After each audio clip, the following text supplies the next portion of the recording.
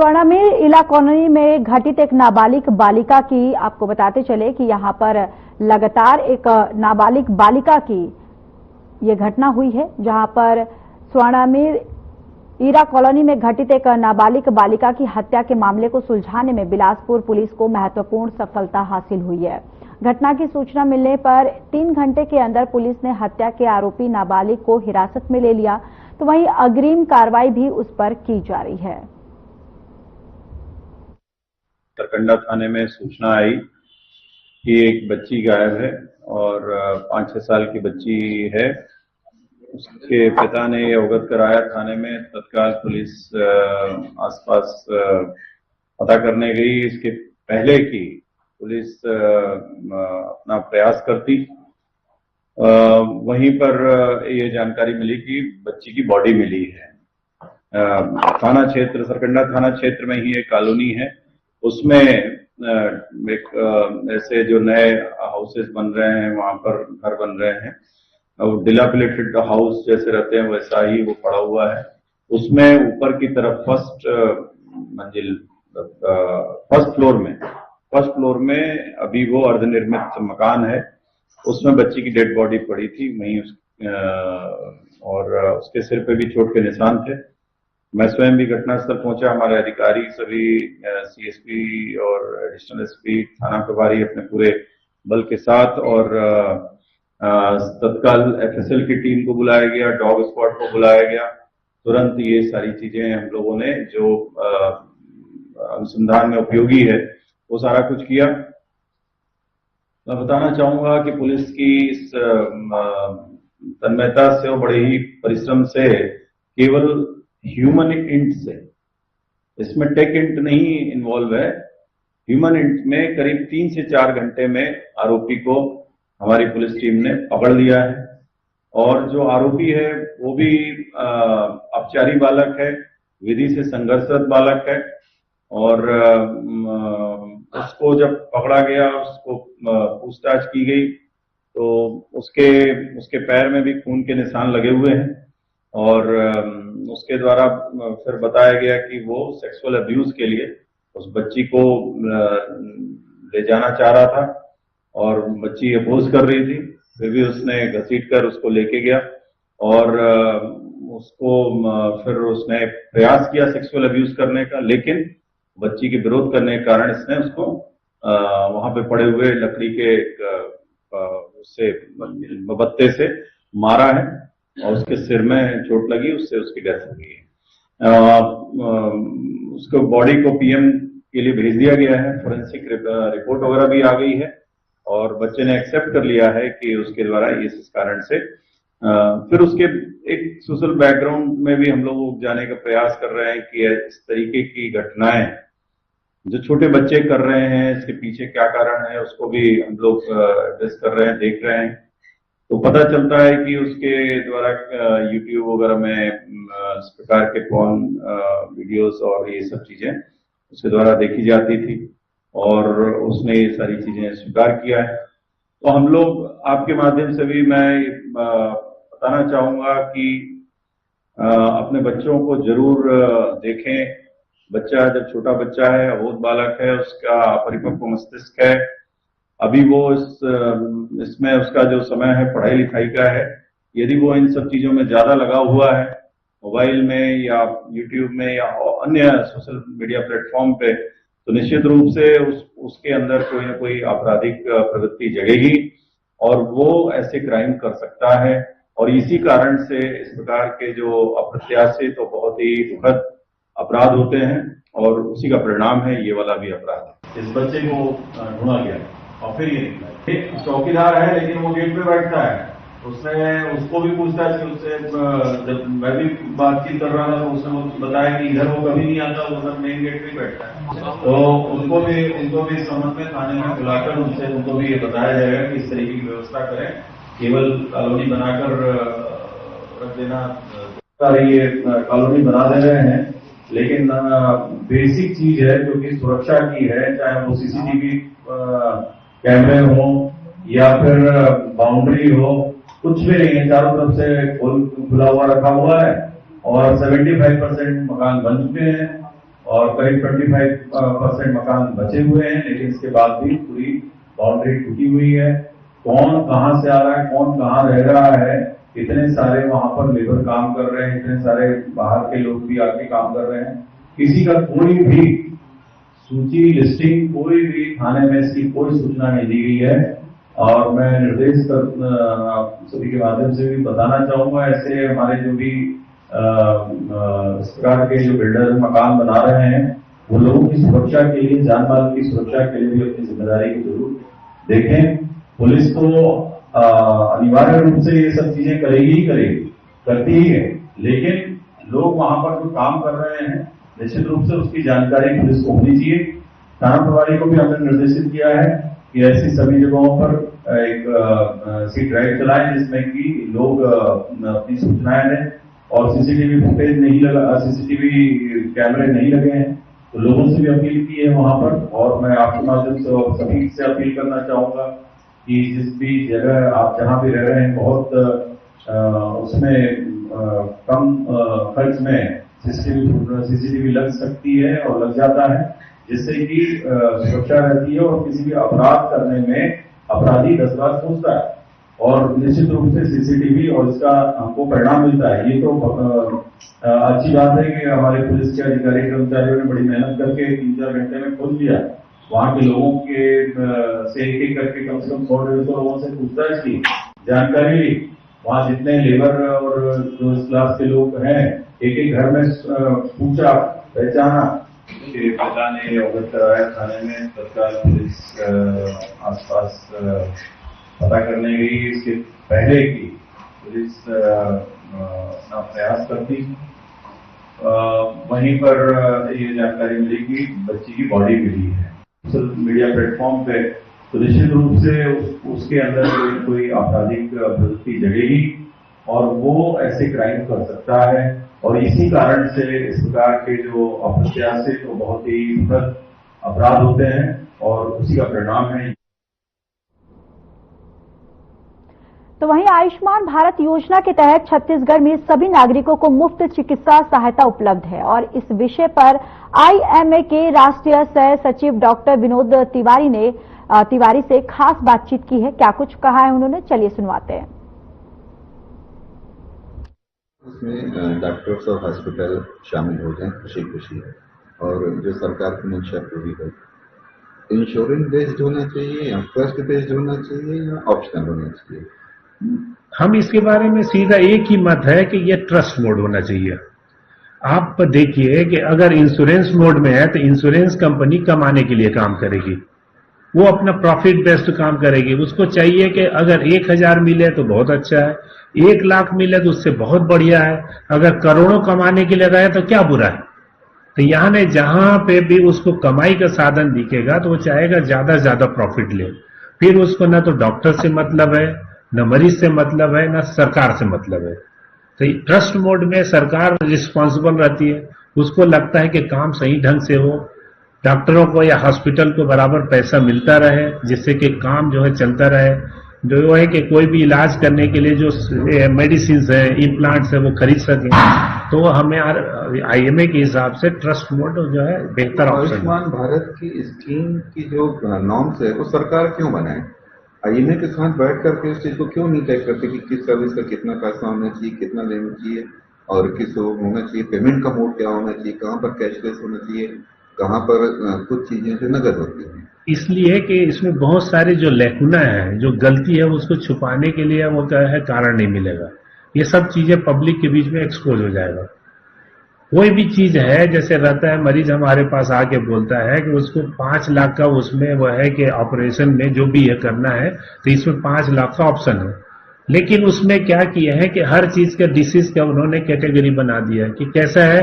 एक ऑपरेशन है जिसमें अगर मतलब के वार निकालना है 8,800 रुपए मिलना है, तो 8,800 ही मिलेगा, लेकिन मरीज क्या समझता है उसमें 5 लाख है, बट यह है कि बाकी जितना बचा हुआ उसका जो है 4,90,000 डॉक्टर खा जाएगा। तो ये जो प्रिजम्पशन है ये गलत है। फिर उसके बाद पैकेज बनाने की जरूरत है। आज के समय में आप देखेंगे कि हर चीज की कीमत बढ़ रही है, मोबाइल की कीमत बढ़ रही है, आपके कपड़े की कीमत बढ़ रही है, पेट्रोल की कीमत बढ़ रही है।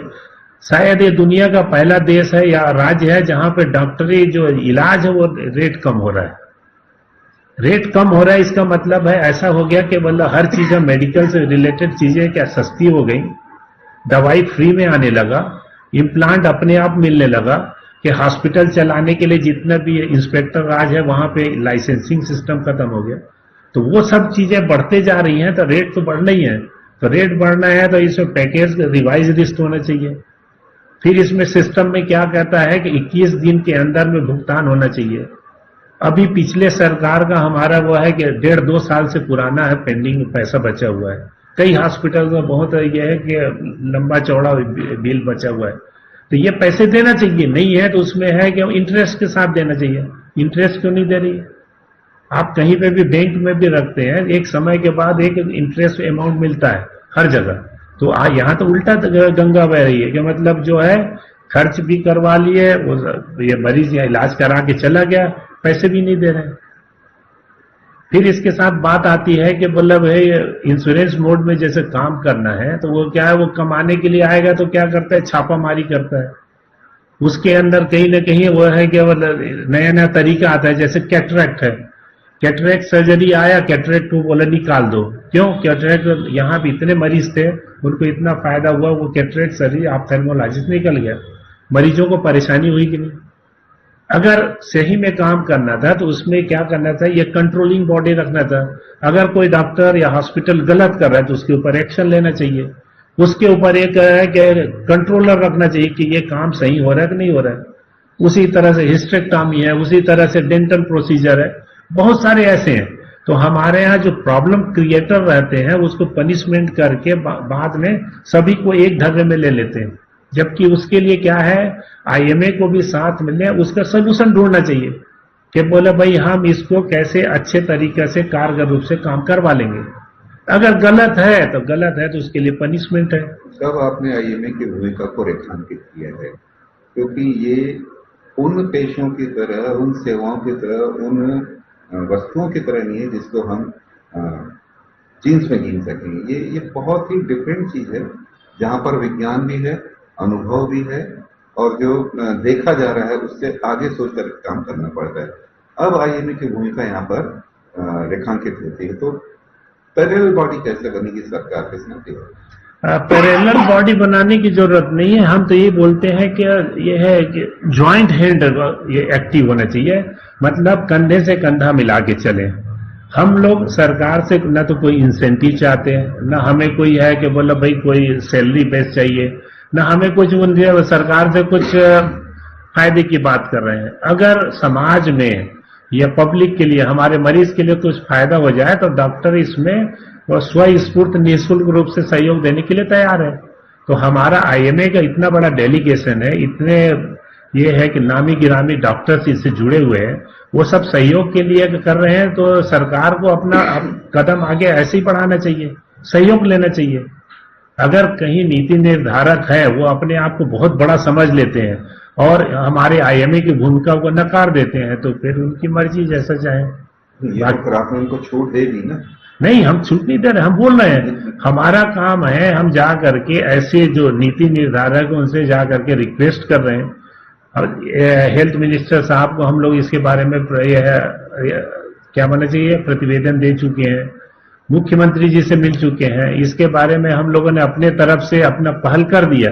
अब यह है कि सरकार के पाली में है कि वो क्या करते हैं।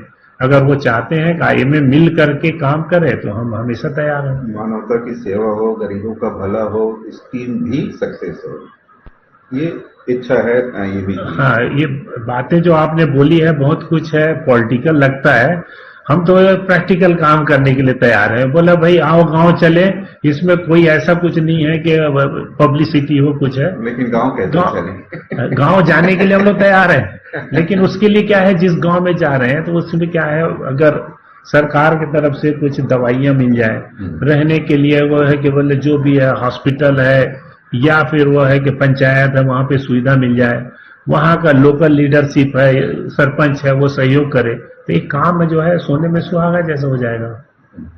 जैसे जैसे विज्ञान और स्वास्थ्य के क्षेत्र में तरक्की होते जा रही है, तकनीक आते जा रही है, वैसे वैसे चैलेंजेस भी आते जा रहे हैं और ऐसे में आईएमए की भूमिका भी अब रेखांकित होने लगी है जी। और आपके अनुभव को देखते हुए आपको सहायक सचिव राष्ट्रीय का दायित्व दिया गया है। क्यों जरूरत पड़ रही है सहायक सचिव की? काम बढ़ रहा है समय के साथ। अभी देखा जाए तो अपना जो इंडियन मेडिकल एसोसिएशन है, डॉक्टरों के बीच में काम करने वाला विश्व का सबसे बड़ा ऑर्गेनाइजेशन है। विश्व का सबसे बड़ा जब बोलते हैं तो इसमें हजारों, मतलब ये समझ हजारों तो नहीं, कम से कम 160 से 170 देश आते हैं।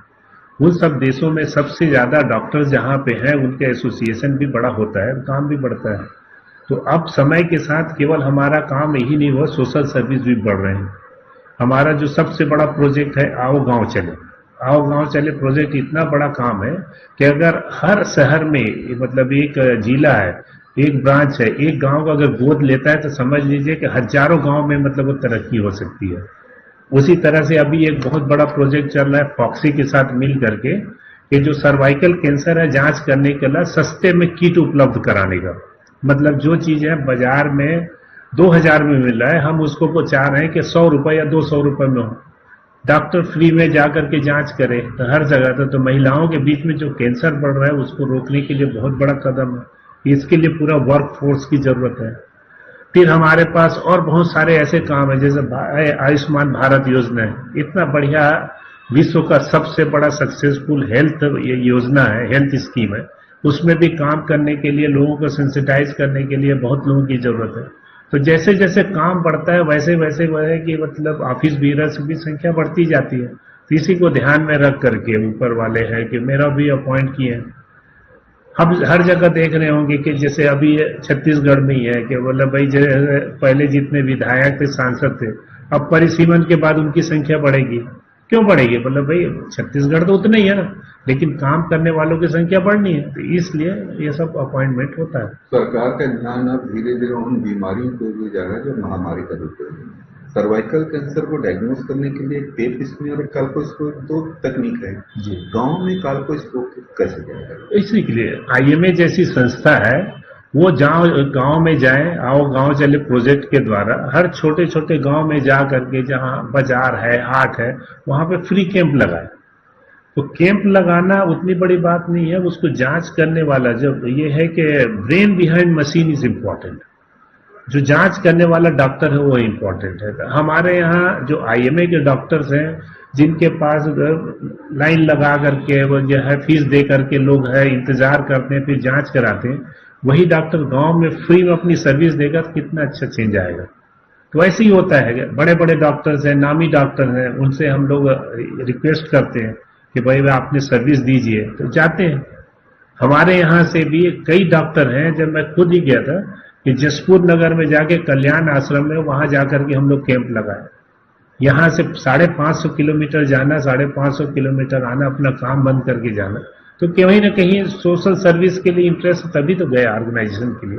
ये जैसे जैसे हेल्थ चैलेंजेस आ रहे हैं, सरकार वॉलंटियर सर्विस ले रही है, सेल्फ ले रही है। एक वंदे मातरम योजना शुरू की था भारत सरकार ने आज से 10 साल पहले, कि कम से कम सप्ताह में एक महिला डॉक्टर सोमवार को आधे दिन को ओपीडी करे जी। अब वो योजना लगभग बरकरार हो गई। उसके पीछे यही है कि जो काम करने वाले हैं, अगर आप उनको सम्मान नहीं देंगे, अब आप उनका ध्यान नहीं रखेंगे, तो धीरे धीरे वो क्यों करेगा।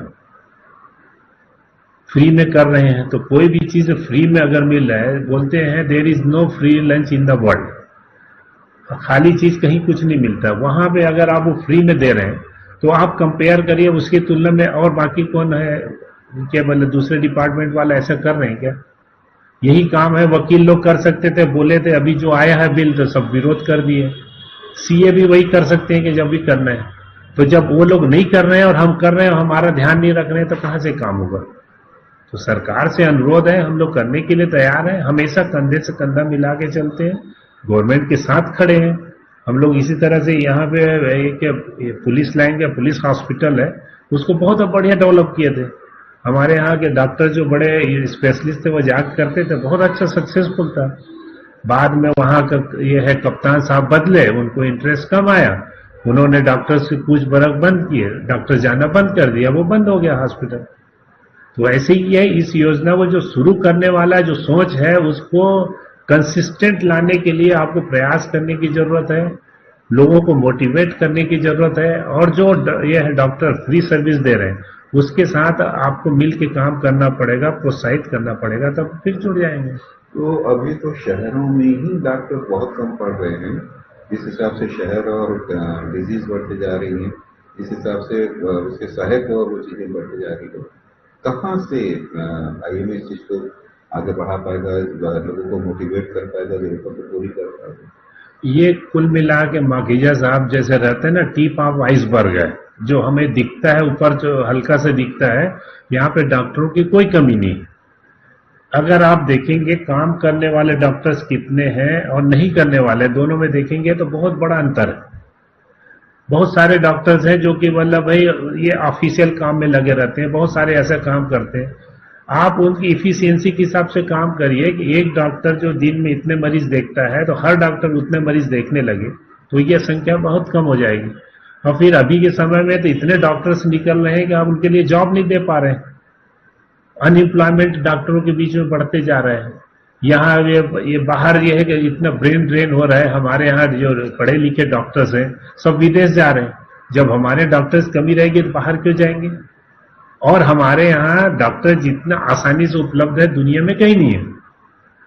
अगर आप तो भाई जुड़े हुए हैं, मतलब ये है कि जो भी है न्यूज सेगमेंट से जुड़े हैं, आप तो देखते रहते न्यूज है, तो कभी यूके वगैरह। सरदार नवदीप सिंह अरोड़ा से हमारे सीनियर संवाददाता द्वारा सरकार भी विभिन्न योजनाओं और नई औद्योगिक और व्यावसायिक स्थापना नीति पर खास बातचीत की है। इस नीति के तहत कोई भी सरकार को आवेदन पत्र जमा कर 24 घंटे 7 दिन अपना संस्थान खोल सकता है और इस संबंध में सरकार ने व्यापक रूप से नीति बनाई है। अभी वो है कि टोल नाके और टोल नाके पे पुलिस की वसूली, हम सबको तो नहीं बोल सकते लेकिन ये सच्चाई तो है। और इसके अलावा भी कुछ चीजों को चेंबर महसूस करता है कि सरकार के साथ बैठ के बात किया जाए ताकि बिजनेस में सरलता है, थोड़ी सुगमता है और निर्भय होकर के व्यापार और उद्योग चला सके। देखिए सर, मैं बोलता हूँ कि अनलेस एंड अनटिल सर आप कहीं कुछ ऐसा गलत काम करना चाह रहे हो, कहीं ना कहीं कोई टैक्स की चोरी, कहीं कुछ, तब आपको थोड़ा डर के व्यापार करना पड़ता है। ठीक है, आज के जमाने में अगर टोल की मैं बात करता हूं या वसूली की मैं बात करता हूं, तो मुझे लगता है अगर आप फेयर बिजनेस कर रहे हैं, सब चीजें ठीक है, तो आपको डरने की जरूरत नहीं है। ठीक है, कहीं ना कहीं ये होता है कि कुछ ना कुछ मुझे जो आज फील होता है वो ये है कि एजुकेशन की कमी भी है in terms of the rules and regulations of GST, है ना। मतलब अगर आप जीएसटी को पूरी तरह समझते हैं, बिकॉज क्या है, हर उसमें बहुत सारे अमेंडमेंट्स हो जाते हैं, रोज नया अमेंडमेंट आता है, तो उसको हमको समझ के तरीके से व्यापार करना चाहिए। क्या होता है, कभी कभी हम जानबूझ के वो गलती नहीं करते, बट कभी कभी ऐसा होता है कि हम कुछ लिखना भूल गए, कहीं कुछ हमसे डलना भूल गया। ठीक है, जब हम सब कुछ तो क्रिएट कर रहे हैं, हम बिल बना रहे हैं, हम ई वे बिल बना रहे हैं, कभी कोई ड्राइवर समझ लीजिए अपनी कोई पर्सनल दिक्कत की वजह से समय से नहीं पहुंच पाया, तो उसमें भी प्रावधान है कि उसको आपको रेक्टिफाई करने का एक नियम होता है कि आप उस सिस्टम में जाके उसको रेक्टिफाई कर सकते हैं कि हाँ डेट को हम एक्सटेंशन चाहते हैं, बिकॉज ड्राइवर नहीं पहुंच पाया, उससे घर में कोई तकलीफ हो गई, कुछ हो। बट क्या होता है, व्यापारी जब जीएसटी वाले को देखता है तो वो घबरा जाता है कि भाई ये मैंने ऐसा क्या कर दिया, या उसको समझ में नहीं आता है कि हाँ ये मेरी गलती है कि किसकी गलती है। तो वो जब वो प्रेशर होता है कि आप इसमें तुरंत फाइन पटाइए, आप ये करिए वो करिए, तो मुझे लगता है वो गलत है। चलिए, इस बुलेटिन में इतना ही। बाकी देश और दुनिया की तमाम बड़ी खबरों के लिए जुड़े रहिए हमारे साथ। नमस्कार।